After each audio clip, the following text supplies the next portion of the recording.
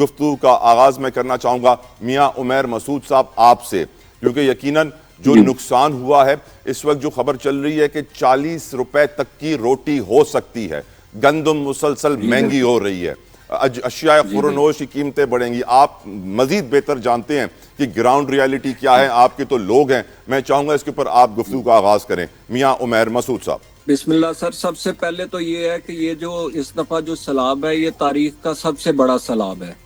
اور اس میں جو گورنمنٹ بتا رہی ہے 40 لاکھ لوگ جو ہیں وہ ڈسپلیس ہوئے، لیکن ہماری مطابق تقریباً 1 کروڑ سے زائد لوگ جو ہیں وہ اپنے گھروں سے نکل کے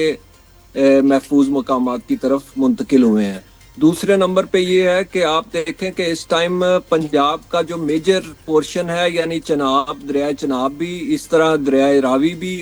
اور دریائے ستلج بھی، تینوں دریاؤں میں تباہی مچی ہوئی ہے۔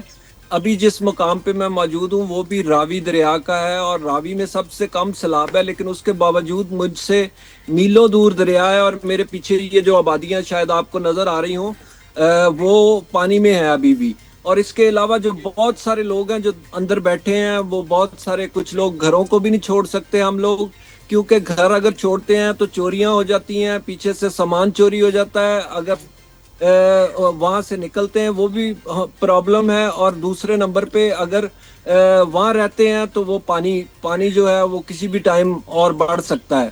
تو حالات یہ ہو گئے ہیں کہ اس ٹائم ہر طرف ہمیں تباہی نظر آتی ہے، یعنی آپ میلوں تک بھی سفر کریں گے تو آپ کو ہر جگہ پہ پانی نظر آئے گا، چاہے جس علاقے کا بھی نام لیں۔ دوسرے نمبر پہ جو سر آپ نے مہنگائی کی بات کی ہے، تو گندم تو یہ تو حکومت کا قصور ہے سارا، کہ آپ نے جب پرچیزنگ بند کر دی اور کسان کا ریٹ گرا دیا، آج وہ مارکیٹ میں گندم کی کمی ہو گئی۔ سب سے بڑا صوبہ جو پنجاب ہے، انہوں نے بڑے بڑے اعلانات کیے کہ ہم نے ٹارگٹ گندم کی کاشت کا اچیو کر لیا ہے، لیکن اس کے باوجود آپ دیکھیں کہ آج جو ہے ریٹ 3200-3300 سے بڑھ رہا ہے، ابھی یہ 4000 سے بھی اوپر چلا جائے گا یہ ریٹ، کیونکہ گندم کی ملک میں کمی ہے۔ اور اگر پھر آپ نے پیسے اٹھا کے کسی اور ملک کے کسان کو دینے ہیں اور کسی اور ملک کے کسان کا فائدہ کرنا ہے، تو پھر تو ٹھیک ہے، ان کا کریں اور اپنے کسان کو تباہ کریں، اور اس کے بعد پھر مہنگائی بھی اسی طرح بڑھے گی، حالات بھی اسی طرح خراب ہوں گے۔ آج یہ جو ہمارے لاکھوں کروڑوں کسان تباہ ہوئے ہیں، ان کا پرسان حال نہیں ہے۔ گورنمنٹ اگر کوئی 1122 یا ریسکیو آپریشن آپ کر رہے ہیں، لیکن اس کے ساتھ ساتھ ہمارے مویشی بھی ہیں، ہمارے بچے بھی ہیں، گھر بھی ہیں، کھانا بھی ہے، سڑکوں پہ بیٹھے ہیں بے یار و مددگار۔ چند سینٹرز بنانے سے پورا لوگوں کو نہیں سنبھالا جا سکتا، اور تباہی جو ہے ہماری وہ اس پہ صرف اتنا آپریشن دکھایا جا رہا ہے کہ ہم ایک کامیاب آپریشن کر رہے ہیں، لیکن یہ نہیں دکھایا جا رہا کہ ہمارے کتنے نقصانات ہوئے ہیں، ان کا کون ذمہ دار ہے۔ کوئی ہم جو قربانی سر دیتے ہیں وہ شہروں کو بچانے کے لیے دیتے ہیں۔ ہمیشہ سے سیلاب جب بھی آئے، آفتیں آئی ہیں، تو شہروں کو اور ڈیموں کو بچانے کے لیے کسانوں کو بہا دیا جاتا ہے، اور اب بھی یہ ہوا ہے۔ اور لیکن اس پہ بھی ہم ناراض نہیں ہیں حکومتوں سے یا عوام سے۔ ہم یہ کہتے ہیں کہ کم از کم ہمیں کچھ نہ کچھ ریلیف تو ملنا چاہیے ان کا، کہ اتنی تباہی جو ہوئی ہے۔ ریلیف کا ہی سوال ہے میاں صاحب، میرا آپ سے اگلا ریلیف کا ہی سوال ہے۔ میں آپ کے پیچھے پانی بھرا ہوا دیکھ سکتا ہوں کہ یقیناً بڑا نقصان ہوا ہے۔ آپ نے بتایا 1 کروڑ لوگ متاثر ہوئے ہیں، حکومتی اعداد و شمار تو بہت کم ہے۔ اب سوال آپ سے یہ بنتا ہے سر کہ آپ کی نظر میں جو ریلیف ورک ہو رہا ہے، ہم جانتے ہیں پاکستان کے جو فلاحی ادارے ہیں، بہت بڑے بڑے ادارے ہیں، کوئی ایک تو نہیں ہے۔ سیلانی کا نام لوں میں، جے ڈی سی کا نام لوں میں، الخدمت کا نام لوں میں، ایدی کا نام لوں میں، اور کتنوں کا نام لوں میں، تو یہ سارے وہاں پہ آپ کو آن گراؤنڈ نظر آ رہے ہیں؟ مخیر حضرات آپ کو نظر آ رہے ہیں میاں صاحب، یا پھر صرف ایک خصوصی ہی ریلیف ورک ہے جو حکومت ہی کر سکتی ہے؟ سر کچھ علاقوں میں موجود ہیں، لیکن ان کی اتنی تعداد نہیں ہے کہ وہ ہر جگہ پہنچ سکیں۔ یعنی بہت سارے ایریاز ہیں جن میں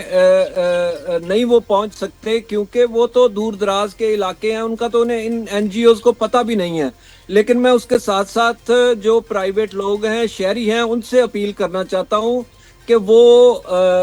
ہمارے جو کسان سیلاب زدہ ہیں ان کے لیے راشن یا خیمے ان کا بندوبست کریں, پانی کا بندوبست کر دیں, یا جو ہمارے کسان دریا سے باہر ہیں میں ان سے بھی اپیل کروں گا کہ وہ جتنے لوگ ہمارے دریاؤں سے نکل کے آ رہے ہیں ان کو اپنے ڈیروں پہ ان کے جانوروں کے لیے چارے کی انتہائی شدید کمی ہے, اور چارہ ان کے لیے, ان کے بچوں کے لیے کھانا اور اس طرح کے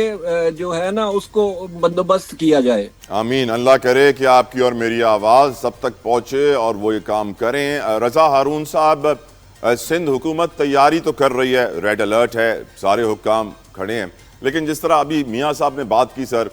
کہ بہت بڑی تعداد ہے متاثرین کی پنجاب میں اور ان کو ہماری مدد کی ضرورت ہے, تو سندھ ہمیشہ کھڑا رہتا ہے اور سندھ نے آفر بھی کی کہ ہم مدد کے لیے تیار ہیں. کیا ہی بہتر ہو کہ سر ہم بھی بارڈر کے اوپر کچھ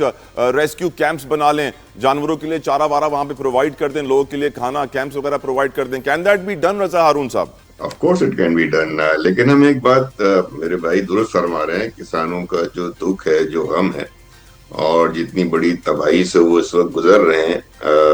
وہ تو ظاہر ہے کہ ہم سب دیکھ رہے ہیں, میڈیا پر بھی آ رہی ہے, لیکن یہ وقت ہے ریسکیو کا. دیکھیں نا, اگر آپ سب سے پہلے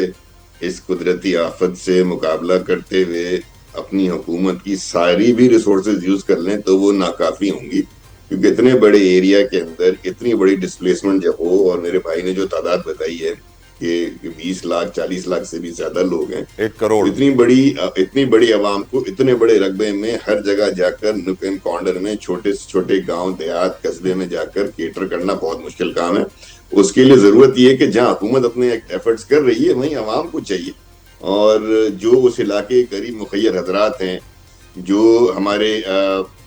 ایلیٹ کلاس ہے, جو وہاں قریب سے قریب پہنچ سکتے, کمیونٹی کا نیٹ ورک ہے, وہ کمیونٹی کا نیٹ ورک ہونا چاہیے جو وہاں چلا جائے اور یہ این جی اوز کی مدد کرے, سوشل نیٹ ورک خود بھی قائم کرے. یہ سب چیزیں ہمیں حکومت کا ہاتھ بٹانے کے لیے ایسے وقتوں میں کرنی چاہیے. دوسری جانب جو آپ بات کر رہے ہیں اور میرے دوست کر رہے ہیں کہ جی وہ قلت ہوگی تو مہنگائی ہوگی, تو مہنگائی کرے گا کون؟ کیا وہ پاکستانی نہیں ہے طلع؟ کیا اس کو نہیں پتا کہ قوم کس دور سے گزر رہی ہے؟ ساری ریسورسز, ساری حکومت, ہر بندہ ہمارے سیلاب سے متاثرین کی مدد کر رہا ہو, ایسے میں چند ذخیرہ اندوز, چند جو بڑے ہیں, یہ منافع کمائیں گے. افسوس کے ساتھ حد ہے یار, مطلب جس دور میں سر کرونا میں ماسک کتنا مہنگا ہو گیا تھا, آپ کو یاد ہے نا سر؟ ہے نا بھائی, پھر ہم کیا بات کیا کر رہے ہیں, پھر ہم کس قوم کی بات کر رہے ہیں, پھر ہم کیا کہہ رہے ہیں قوم پہ آفت آئے گی. آپ خود سوچیں نا کہیں تو کھڑے ہو کے سوچنا ہے نا کہ یار آپ مسلمان ہیں, اسلامی ملک میں رہتے ہیں, ایک قدرتی آفت آئی ہوئی ہے, بھائی پریشان ہیں, بہنیں پریشان ہیں, بزرگ پریشان ہیں, بچے پریشان ہیں, گھروں سے باہر نکل گئے, مویشیوں کا نہیں پتا, پانی آ گیا, گھر میں کیا نقصان ہوگا. ابھی میرے بھائی نے بتایا کہ ہم گھر نہیں چھوڑ سکتے, چوری ہو جائے گی. یار حد ہو گئی. مطلب اس دور میں بھی چور ایکٹیو ہیں یار, وہ مطلب ان چوروں کو, ڈکیتوں کو, ریزنوں کو اس وقت بھی جو بیچارے پرسانے حال جن کا کوئی نہیں, ان کا مال چرانا ہے. یہ تو میری اور آپ کی انڈیویجول پھر ٹریننگ کوئی نہیں ہے نا, پھر تو یہ قوم کی تربیت کوئی نہیں ہے, پھر تو اس قوم کو ایز اے نیشن کسی قدرتی آفات سے نبرد آزما ہونے کے لیے یہ اکوپڈ ہی نہیں ہے.